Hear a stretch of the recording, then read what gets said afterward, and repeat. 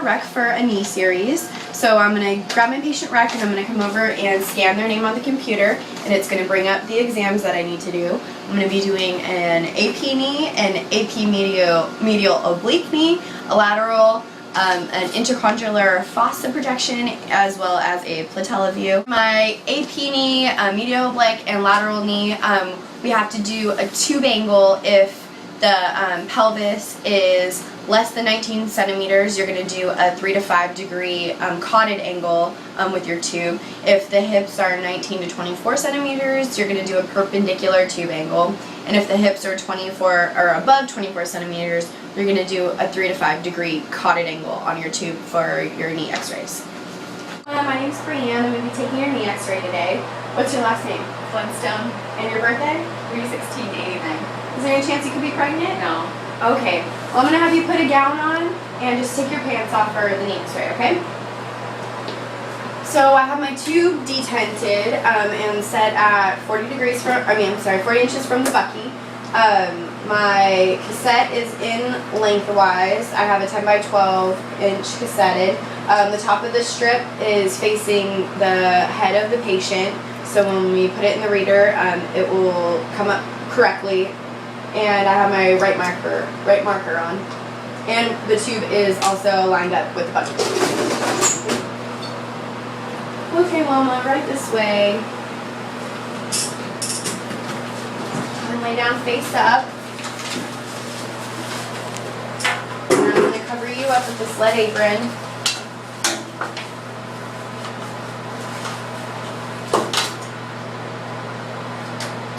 Okay, so I'm going to make sure that the central ray is situated ½ inch below the patella, and that the foot is straight and the leg is not rotated. Alright, marker on, straight. Alright, hold still. Beep. Alright, so now I'm going to run my film. Alright, so now we're going to do a medial oblique of the knee. Once again, I have my film in the bucky and my right marker is placed on it. Alright, so now I'm just going to have you rotate your leg in at the hip. Move your hip inwards. We're going to do a 45-degree internal rotation of the hip. Make sure the foot is rotated internally as well, and we're going to keep our central ray at ½ inch below the patella. You're going to collimate appropriately and hold still just like that. I'm going to come back here. We're going to keep our technique the same. Beep. Alright, now I'm going to take out this film and run it.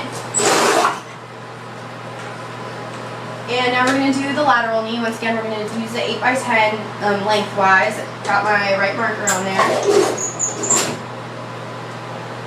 Okay, so for this picture of your knee, I'm going to have you roll towards me onto your side. Now I'm going to have you bring your left leg in front. I'm going to have you bend your knee a little bit in the back. You're going to bend the right knee 20 to 30 degrees. And you're going to center the knee at the medial epicondyles and make sure that their hips are stacked. And I'm going to readjust the lead apron to make sure she's shielded. Alright, and hold still.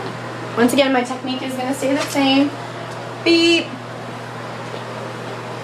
Okay, you can go ahead and relax. I'm going to run this film.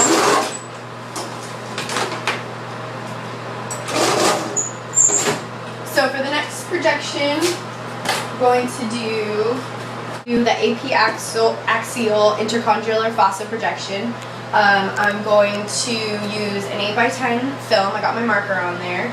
And we're going to do this one tabletop. So I'm going to have you just raise up your knee. And I'm going to build up the cassette. Put it right under the knee. And we're going to angle the tube with the angle of the tib fib. And the central ray is going to be in the joint space. And we're nice and centered. I got my right marker on there. And now I'm going to move my technique down to 70 kV with a mass of about 6. Beep. Okay. Next we're going to be doing the tangential patella projection, also known as, which we're going to use the Setagast method.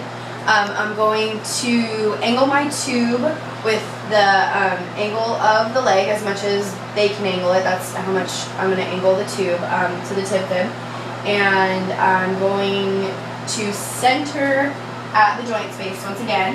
I have my right marker on, and I'm going to have the patient hold the cassette. And I'm going to make sure that there is a shadow of the knee that's visible. And we're going to collimate down because we just need the patella at the edge of the knee.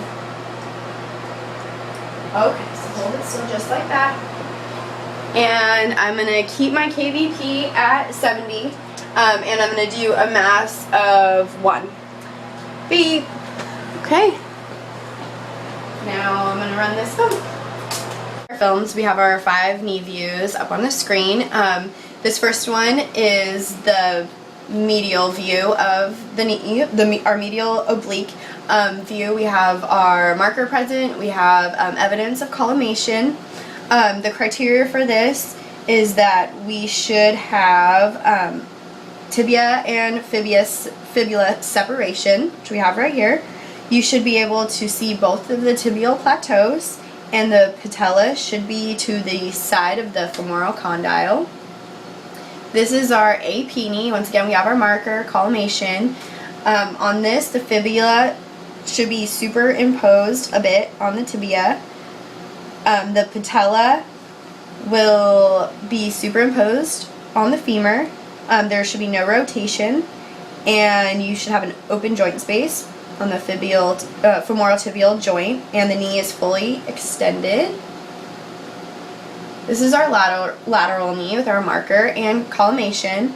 The patella should be separated from the femur. The femoral patella joint should be open. There should also be an open joint space between the tibia and femur. The femoral condyle should be superimposed, as well as there should be some superimposition with the tibia and fibula. This is our intercondylar fossa view of the knee. Once again, we have our markers and collimation. There should be an open joint space, nice open joint space. The tibial plateau should be seen, as well as the tibial eminences, and there's no rotation. And for our patella view of the knee, we have our marker and we have really nice collimation. The femoral articulation is open here. Our tangential patella view, as you can see, we have our marker and we have nice collimation to the patella, and the femoral articulation should be open. The joint space right here is open, and you can see the femoral condyles. And all of these x-rays are good diagnostic images for our knee views.